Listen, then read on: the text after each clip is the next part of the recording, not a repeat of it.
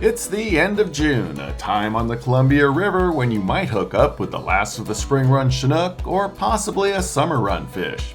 We're just upstream from Portland, Oregon at the mouth of the Sandy River, a well-known area to hold fish and a great place to fish spinners behind a 360 flasher, either tipped with coon shrimp or fished naked with scent. With any luck, we'll hook up with some high-quality Columbia River salmon. We launched near first light with Jason Hambly. So we're out here on the Columbia River this morning. We're putting in here at the Chinook Landing boat ramp. It's the last day of the season, so there's quite a few people here. Go out and try to catch some of these summer Chinook that are heading upriver. Well, so I don't know whether they base it off of the run forecast and it's kind of falling a little short of that, or if it's they're giving the commercial guys a little bit of a season. I'm not sure what their rationale is, but I know they shut it down a little bit early for us this year. And it's kind of been, they've kind of had this whole season butchered up a little bit, but I guess we got to take it when we can get it and hope for the best. So we're taking off out of Chinook Landing and we're going to head upriver and we're going to fish a kind of a little soft inside area here up just below the mouth of the Sandy River on the Oregon side. There's some guys out here anchored up in different various spots, but that area up there seems to be productive this time of year. They're kind of holding up there. I don't know whether it's the cold water from the Sandy dumping out or if it's just the Sandy's getting lower and some spring Chinook are held up in there as well as some summer Chinook. So whatever the case, there's some fish there and we're going to go try to catch one. Well, we're here today to try to intercept summer Chinook salmon and springers that are held up on their way to the Sandy River. This is an inside bend. You can see there's heavy current out here in the channel here, but where we're going to be fishing, it's softer and we've got the cold water inflow from the Sandy. So hopefully there'll be some fish piled up in here that we can stick and put in the box. This time of year, the water temperature is warming up a little. It's running about 65 degrees. And so we're running a lot of spinners, some super baits, but more spinners than anything. And with that, it's a good idea too to load it up with like the salmon slammer gel or the garlic bait sauce. Anything with that garlic potent smell helps a lot. And I try not to gunk up the blade a bunch. What I'll do is I'll usually just put it on and just go on the tubing. A little bit goes a long way. This blade's just a gold Simon. It's a 3.5 spinner. It's the Mexican hat color, which is usually a pretty productive one. And we got, on the rods here, we got several different ones made up that are, we got a couple with prawn spinners and a couple other colors too. We'll mix it up and then see which one's kind of producing and go with that one. This one we're running a coon shrimp behind a spinner, and instead of using treble hook, we're using 2 single hooks. Copper Mexican hat sort of color. It's always a good choice. We're gonna go, Nick, go 25 on the bow rods. We're gonna go 25 up in the bow and then 30 feet off the back. We got a jack or something on the side.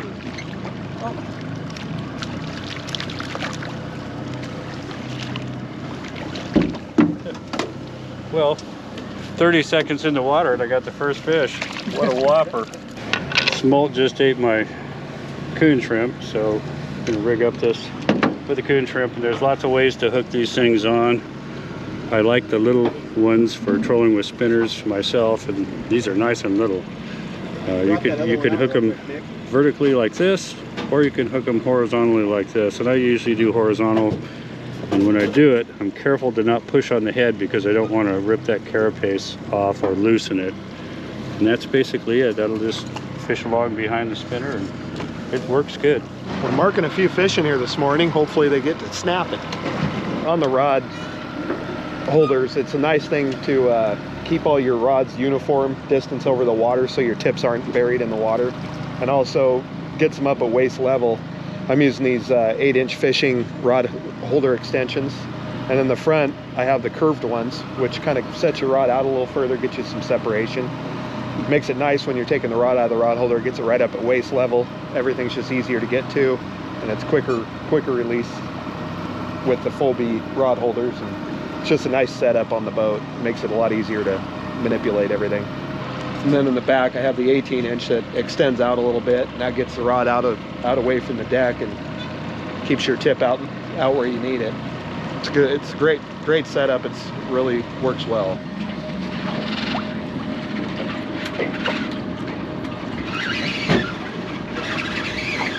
we saw a fish on the fish finder come up and dart up and then went back down.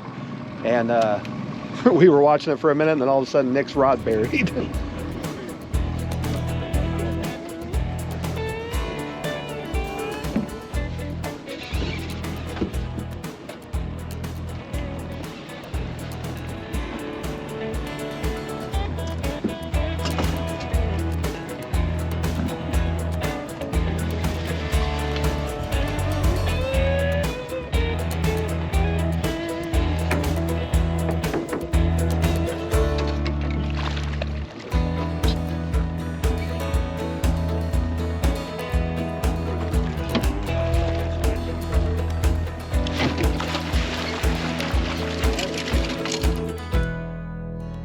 Welcome back to the Columbia River. I'm Justin Wolf. We're salmon fishing with Jason Hambly, George Crum, Nick Borer, and Ron Hawes. And so far, Nick has the first fish in the boat, but it's not going home with him.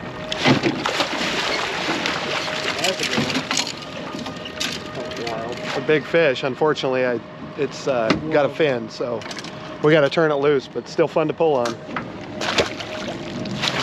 Came on a 3.5 spinner with no shrimp on it. Most of the fish we've been marking on the screen, as you can see there, have been around the 20 to 25 foot range. We're in 40 feet of water, so Nick's rod was the one that just got bit, and he's at 25 feet, so the fish are a little suspended. I don't know whether it's a water temperature thing or what, but that's where they're at. So if that's where they're at, that's where we're going to put our gear. Fish are hooking are suspended, and we're kind of curious about what the temperature is doing. It's 65 degrees or so at the surface. There we go. Oh, we got a fish.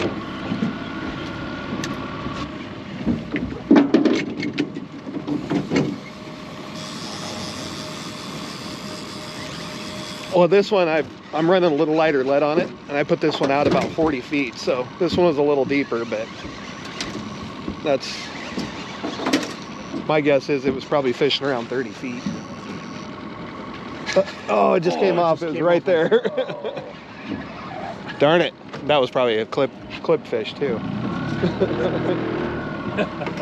Okay, so what would I put on? Coon Shrimp. That one there came on the plain spinner as well. A 3.5 Mexican hat. That's 2 on that this morning.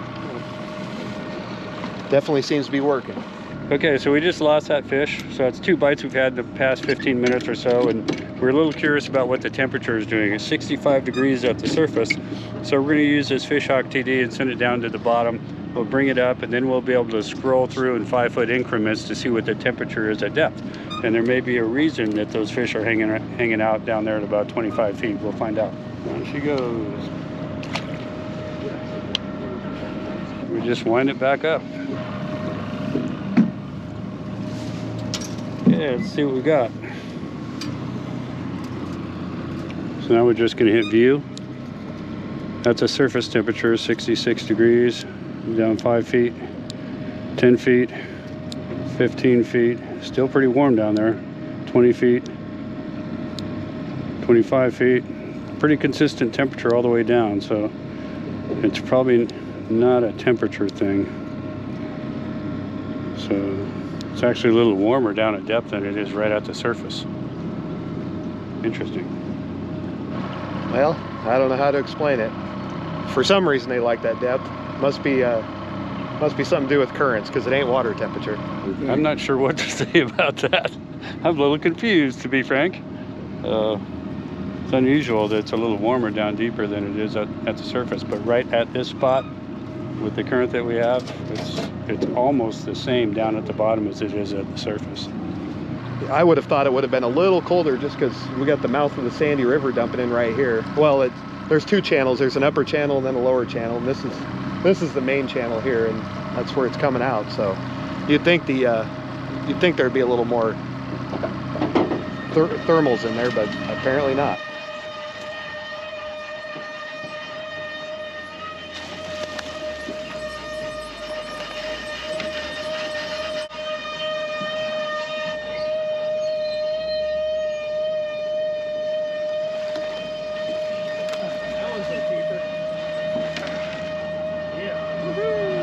No, it's got a fin. Oh, does it? Yep. Oh. Looks like the seal got a hold of that one. It's got a little mark on its back. I thought it was clipped at first, and after further examination, it is not. Yeah, looks like That one. bow rod just got whacked. This one did? Yeah, Mine? yeah. I didn't even see it.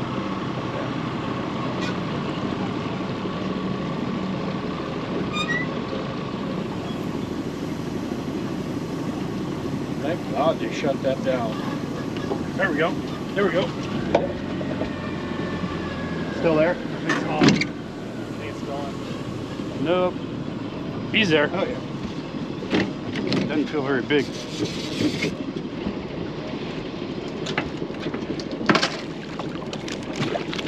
Really got it. Nice, Nick. Another wild. No kidding.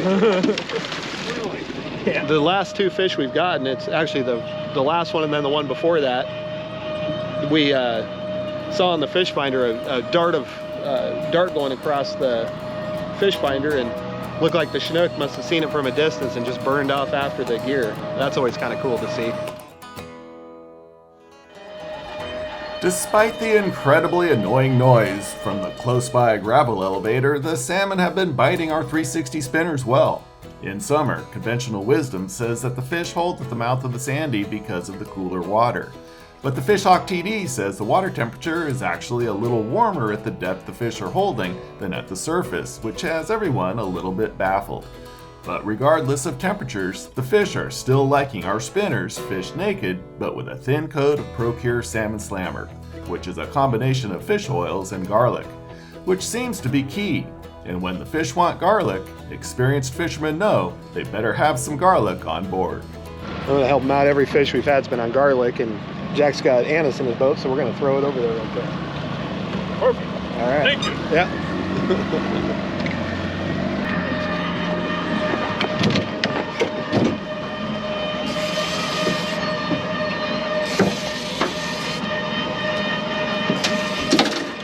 Well, I took a full 4 minutes this time.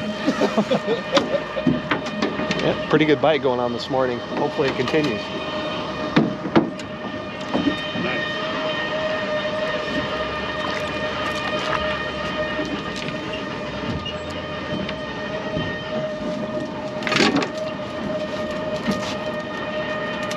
Maybe this one's gonna clip. I hope. I'd say the odds are getting in our favor.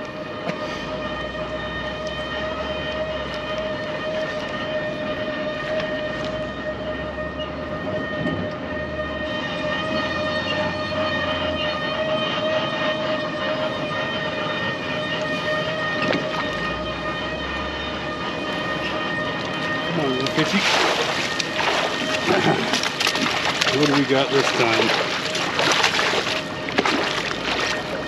Can't see it. Looks like it's a keeper. Keeper! Holy cow. Nice. Let me go. Keep slack here. Nice. Finally. We were due odds-wise. We couldn't keep catching all wild ones forever. Another one on the Mexican hat. We're every single fish we've had has been on those, so we've just been slowly putting all of them out as that color. So that's what they want today. That's what we're going to give them.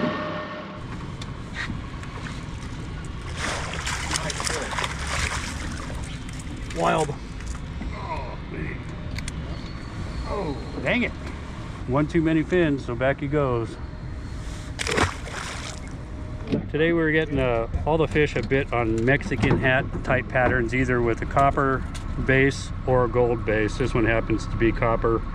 Maybe the overcast, we got a marine layer here that might be helping us out a little bit, but for whatever reason they're biting the crap out of these things. Well, that was the last one to not get bit, and now every single rod on the boat's been bit. So I guess that's a good sign we're fishing in the right area. I'm not sure what the tide's doing, but it's when we got here we were trolling uphill about 1.10 to 1.14 miles an hour, and now we're going uphill about 0.78 to 0.83, so I think the tide's pushing a little more. It could be affecting the bite, but we'll see here shortly. Basically, you look more at what your gear's doing rather than what the speed of your fish finder's doing, because like I said, currents do change, and what you just want that ideal thump with your lures. So more than anything, we're just kind of adjusting with the tide here. So this morning, that actually was only the second fish we've seen caught other than in our boat. And Owen Hayes there from Outdoor GPS just got it. It looked like a decent one. He hasn't landed it yet, but he's still yarding on it. Plain copper, baby. I just switched spinners from a painted to a plain copper because it got sunny out. Sometimes that's a good call. Trolled about a minute and got one. You ready, Nick?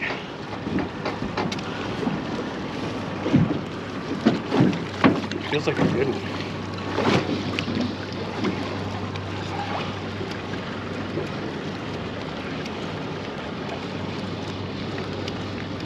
Oh, it came off? Still did. Hate it when that happens. Bummer. Win a few, lose a few. The clouds went away and it got sunny, so I decided to change my presentation a little bit, and I put on a plain hammered copper blade and trolled for about a minute and got bit.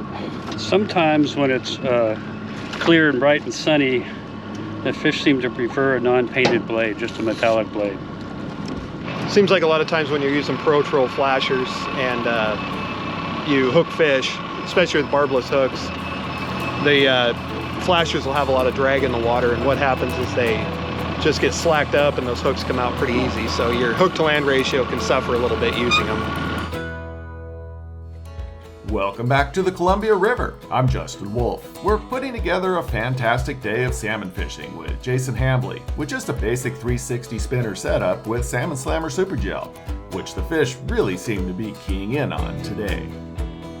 Now we're working on 6 for 8. Hopefully we land it.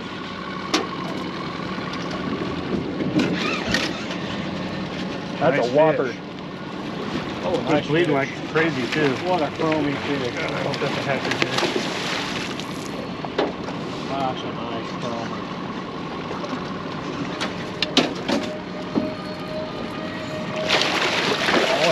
Oh, that's cold.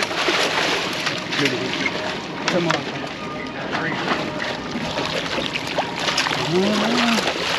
Hatchery! Oh my God, that's a nice fish. I'm glad He's bleeding like a pig too. Nice, Jay.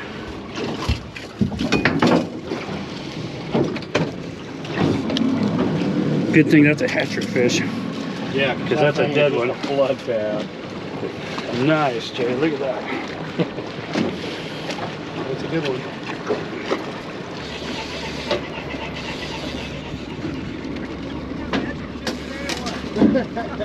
Garlic.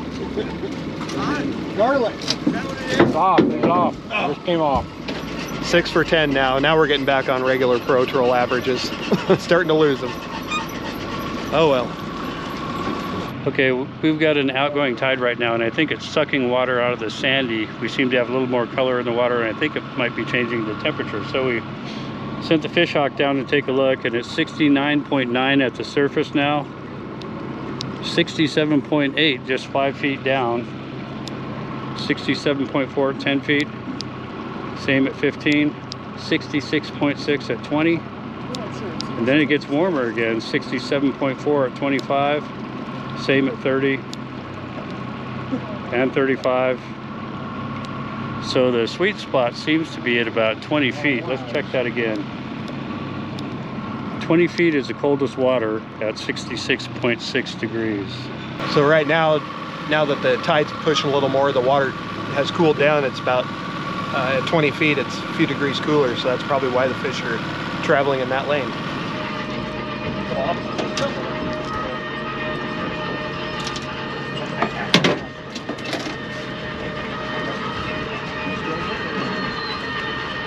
That's a nice one.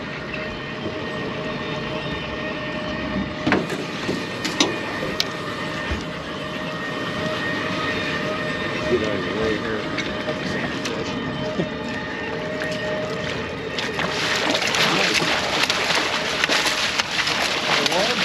don't know. I won't hold still.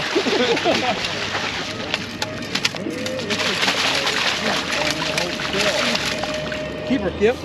Woo, keeper. Keeper. You can tell by the coloring and the spotting, that's a Sandy River Hatchery Spring Chinook. There's still a few of those kegged around in here and waiting for some water to head upriver. So, we'll take it.